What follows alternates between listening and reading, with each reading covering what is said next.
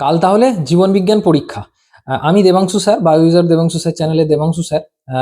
তো আমি অলরেডি স্যারের চ্যানেলে মাধ্যমিকের জীবন বিজ্ঞানের সাজেশন দিয়ে দিয়েছি, তো সেই সাজেশনটা তোরা অলরেডি দেখে নিয়েছিস। তবুও আজকে রাতের জন্য আমি স্পেশাল কিছু টিপস বা স্পেশাল কিছু টপিক তোদেরকে বলে দিচ্ছি, যে এইগুলো কিন্তু অবশ্যই তোদেরকে করে যেতে হবে, এগুলো কোনোভাবেই যেন বাদ না যায়। আর এর বাইরে আমার চ্যানেলে লিঙ্ক এই ভিডিও ডেসক্রিপশনে দেওয়া থাকবে, ওখানে দেখবি স্পেশাল কিছু এমসিকিউ করানো আছে। তোরা এই ভিডিওটা দেখার পর এই ডেসক্রিপশনে থাকা লিঙ্ক থেকে তোরা বা আমার চ্যানেলটা ভিজিট করতে পারিস, ওখানে কিছু স্পেশাল এমসিকিউ আমি করিয়েছি, তো সেইগুলো তোরা দেখতে পারিস, সেখান থেকে তোরা অনেকটা হেল্প পাবি। তো চলে আসছি আমি প্রথম চ্যাপ্টারে। দেখ, এবারে মোটামুটি তুই শিওর থাক যে নিউরনের ছবিটা আসছে। নিউরন ছবি আর প্রতিবর্ত চাপের ছবি, দুটো করে যাবি, দুটোর মধ্যে একটা তুই অবশ্যই পাবি। তবে অলরেডি আমি এখানে আর গোটা সাজেশনটা আমি ডিসকাস করছি না, তো গোটা সাজেশনটা আমি আগেই ডিসকাস করে দিয়েছি। এখানে আমি কিছু স্পেশাল তোকে টিপস বলছি। যেমন ধর, খাতা যখন সাজাবি তখন কিন্তু সমস্ত গ্রুপগুলো এক জায়গায় লিখবি। এবং জীবন বিজ্ঞানের ক্ষেত্রে তোদের অনেকেরই একটা প্রশ্ন থাকে যে স্যার, এমসিকিউ গুলো কি পূর্ণ বাক্যে লিখবো নাকি মানে জাস্ট উত্তরটা লিখবো। এক্ষেত্রে আমার সাজেশন হচ্ছে, এক্ষেত্রে আমি তোকে একদম 100% শিওর হয়ে বলছি যে তুই কিন্তু শুধুমাত্র দাগ নাম্বার দিয়ে উত্তরটাকে লিখবি। এক্ষেত্রে পূর্ণ বাক্যে লেখার কোনো প্রয়োজন নেই, কারণ পূর্ণ বাক্যে না লিখলে তোর অনেকটা সময় বাঁচবে। জীবন বিজ্ঞানের ক্ষেত্রে অনেকটা সময় বাঁচা খুব গুরুত্বপূর্ণ, কারণ ওই এক্সট্রা টাইমটায় তুই চাইলে কিছু এক্সট্রা ছবি দিয়ে দিতে পারিস, যেটার জন্য তোর উত্তরটা সমৃদ্ধ হবে। তবুও এটা তো মাথায় রাখবি। এর বাইরেও আমি কিছু কিছু প্রশ্ন বলে যাচ্ছি, যেগুলো একবার করে আজকে রাতেও চোখ বুলিয়ে নে। বাকি প্রশ্নগুলো নিশ্চয়ই চোখ বুলিয়েছিস, তোরা রেডি করে ফেলেছিস। তবু আরো স্পেশাল কিছু প্রশ্ন, যেগুলো আজকে রাতে একবার করে চোখ বোলালে অবশ্যই উপকার হবে। পারলে একবার নিউরনের ছবিটা একবার এঁকে প্র্যাকটিস করে নে, কারণ ওটা আসছেই, ধরে রাখতে পারিস। সঙ্গে প্রতিবর্ত চাপের ছবিটা আসছে, ধরে রাখতে পারিস। এই দুটো ছবি যদি এখনো কারোর অসুবিধা থাকে যে কিভাবে আঁকলে আমি ফুল মার্কস পাবো, তাহলেও আমার চ্যানেলের মাধ্যমিক প্লেলিস্টে দেখবি যে আমি নিজে হাতে এঁকে দেখিয়ে দিয়েছি যে কিভাবে আঁকলে 5-এ 5 পাওয়া যায়, সেখান থেকে তোরা ছবি দুটো দেখে নিতে পারিস। এর বাইরেও এই চ্যাপ্টার থেকে, মানে চ্যাপ্টার 1 থেকে তোর হচ্ছে যে 5 যেহেতু এখান থেকে আসছে, ছবিতে আসছে, বাকি যে প্রশ্নগুলো আসবে সেগুলো মানে এমসিকিউ বল বা 2 মার্কস বল, সেগুলো মিলিয়ে মিশিয়ে আসবে। তার মধ্যে ধর চোখের রোগ, চোখের উপযোজন, কিছু দেখবি বিপরীতধর্মী মানে অ্যাবডাক্টর অ্যাডাক্টরের বিপরীতধর্মী কেন, এই যে জায়গাগুলো আমি আগে আগে ভিডিওতে বলেছিলাম, সেই জায়গাগুলো ভালো করে দেখবি। জিব্রেলিন, সাইটোকাইনিন বা এই যে বিভিন্ন হরমোনগুলো আছে, তাদের কাজগুলো বিপরীতধর্মী কেন, সেগুলোকে একটু অ্যারো অ্যারো দিয়ে যদি দেখিয়ে দিতে পারিস তাহলে খুব ভালো হয়।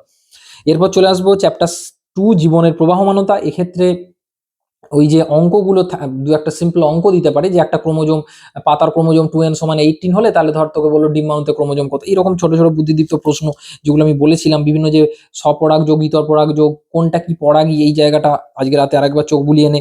সঙ্গে মিওসিসের তাৎপর্য, ক্রোমোজোমের রাসায়নিক উপাদান, এই জায়গাগুলো দেখবি। এবং আজকের এই ভিডিওটার পিডিএফটা পেতে গেলে তোরা এই ভিডিওর ডেসক্রিপশনে থাকা হোয়াটসঅ্যাপ গ্রুপে জয়েন করে যাবি, আমি সেখানে ফ্রিতে তোদেরকে পিডিএফটা দিয়ে দেবো। চলে আসবো চ্যাপ্টার 3, বংশগতি। এখান থেকে তো একটা অঙ্ক পড়বেই। তো অঙ্ক নিয়ে আমি দেখেছি এখনো পর্যন্ত বেশ কিছু স্টুডেন্ট মানে তোরা ভয়ের মধ্যে আছিস, কিন্তু অঙ্ক নিয়ে বিশ্বাস কর, ভয় পাওয়ার কিছু নেই। অঙ্কগুলো খুব সোজা প্রশ্ন পড়বে। হয় তোকে একটা দ্বিসংকর জননের অঙ্ক দেবে, তার ওরে হয়তো একটা তোকে ধর লিঙ্গ সংযোজিত রোগের অঙ্ক দিল। অঙ্কগুলো করার সময় আমি দেখেছি ছাত্রছাত্রীরা ভুল করে, হঠাৎ করে ডাইরেক্ট অঙ্ক করতে শুরু করে দেয়। এক্ষেত্রে তোকে কিন্তু যেটা করতে হবে, কোন চিহ্নটা ব্যবহার করছিস, সেই চিহ্নটার মানে কি সেটা অবশ্যই তুই বলে দিবি, নাহলে কিন্তু পরীক্ষক ফুল মার্কস নাও দিতে পারেন। সেটা একটু খেয়াল রাখবি, মানে চেকার বোর্ডটা দেখিয়ে দিবি। চেকার বোর্ড দেখিয়ে দিবি। আর ফিনোটাইপ জিনোটাইপের সম্পর্ক বা মেন্ডেলের সূত্র, এই জায়গাগুলো যেগুলো আমি আগের ভিডিওতে বলেছিলাম, সেগুলো ভালো করে দেখবি। তারপরে ধর একটা আমি অঙ্কের উদাহরণ দিচ্ছি। ধর স্বাভাবিক বাহক মহিলা হিমোফিলিক পুরুষকে বিবাহ করলো, তাহলে সন্তানেরা কিরূপ হবে, এরকম প্রশ্ন কিন্তু পড়তে পারে। অভিব্যক্তি অভিযোজনে চলে আসবো। এখানে কোয়াসারভেট, মাইক্রোস্ফিয়ার, এই জায়গাগুলো আমি বলেছিলাম, এগুলো দেখবি।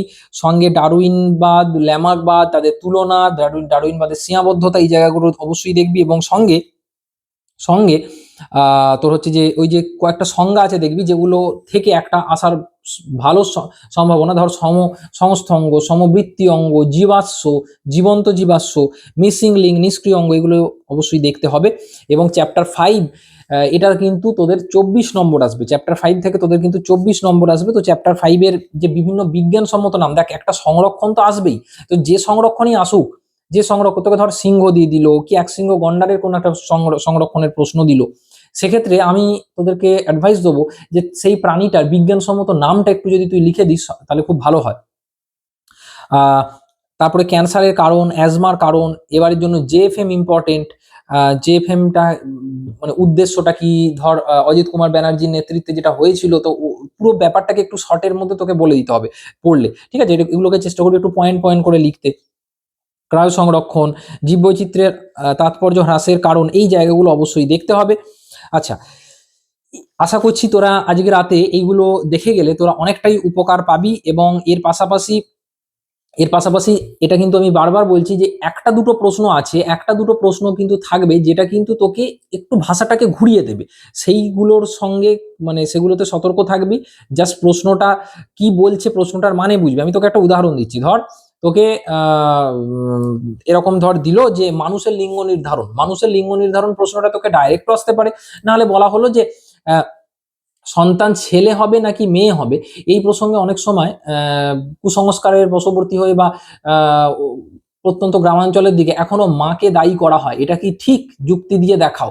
তো প্রশ্নটার উত্তরটা দেখ, দুটো প্রশ্নের উত্তরই কিন্তু সেম, কিন্তু ভাষাটাকে জাস্ট পাল্টে দিয়েছে। তো সেটা একটু খেয়াল করবি। এই ধরনের বুদ্ধিদীপ্ত প্রশ্নগুলোকে একটু করতে পারলে, আমি এগুলোকে বলে গেলাম, এইগুলোকে করে গেলে বা পিডিএফটা আমি তোদেরকে ওই হোয়াটসঅ্যাপ গ্রুপে দিয়ে দিচ্ছি। তো এইগুলো করে গেলে তোরা, আমি দায়িত্ব নিয়ে বলছি, তোরা কিন্তু 90 স্কোর করতে পারবি। পরীক্ষা কেমন হচ্ছে তোরা অবশ্যই স্যারের চ্যানেলে এসে জানাবি, বা আমার চ্যানেলও ভিজিট করতে পারিস। এবং এর পাশাপাশি আরো দুটো কথা বলবো। সেটা হচ্ছে যে, যেটা আমি ভিডিওর শুরুর দিকে বলছিলাম, যে খাতা সাজানোর ক্ষেত্রে অনেকে আমি খাতা দেখতে গিয়ে অনেক সময় দেখেছি, ধর মানে কোনো একটা গ্রুপের প্রশ্ন, এ গ্রুপের প্রশ্ন বিভাগ ক এর প্রশ্নের সাথে বিভাগ খ এর প্রশ্ন মিশিয়ে দিচ্ছে, বা কখনো গ এর প্রশ্নের সাথে কিছুটা গ এর প্রশ্ন লিখলো, তারপর আবার একটা বিভাগ ঘ এর প্রশ্ন লিখছে। এইরকম করলে পরীক্ষক কিন্তু প্রচন্ড বিরক্ত হন, ঠিক আছে? তাকে কিন্তু মানে প্রচুর অসুবিধার মধ্যে পড়তে হয়। তাহলে তুই কিন্তু সেটা করবি না। এমনভাবে উত্তরগুলো লিখবি যাতে পরীক্ষক কিন্তু সঠিকভাবে বুঝতে পারেন। এবার ধর কোনো একটা প্রশ্নের উত্তর তুই পারছিস না, তো সেক্ষেত্রে তুই সেই জায়গাটা একটু ছেড়ে রাখ দিয়ে তারপর তুই সেটা যখন তুই ফিরে আসবি সেই জায়গাটা তুই লিখে রাখতে পারিস। এবং টাইম ম্যানেজমেন্ট সম্বন্ধে আমি দুটো কথা বলবো ভিডিওটা সেকেন্ডে, মানে এই 2 নম্বর কথাটা যেটা বললাম, এটা বলে আমি শেষ করব। ধর তুই চেষ্টা করবি প্রথম 30 মিনিটের মধ্যে গ্রুপ মানে বিভাগ ক এবং বিভাগ খটা গোটাটা করে নিতে। এবার 30 মিনিটটা 35 মিনিট হতে পারে, কিন্তু তার থেকে বেশি নিবি না, ঠিক আছে? এবার তারপর তুই বিভাগ ক্ষয়ে চলে আসবি, যেখানে তোকে 17টার মধ্যে 12টা করতে হবে।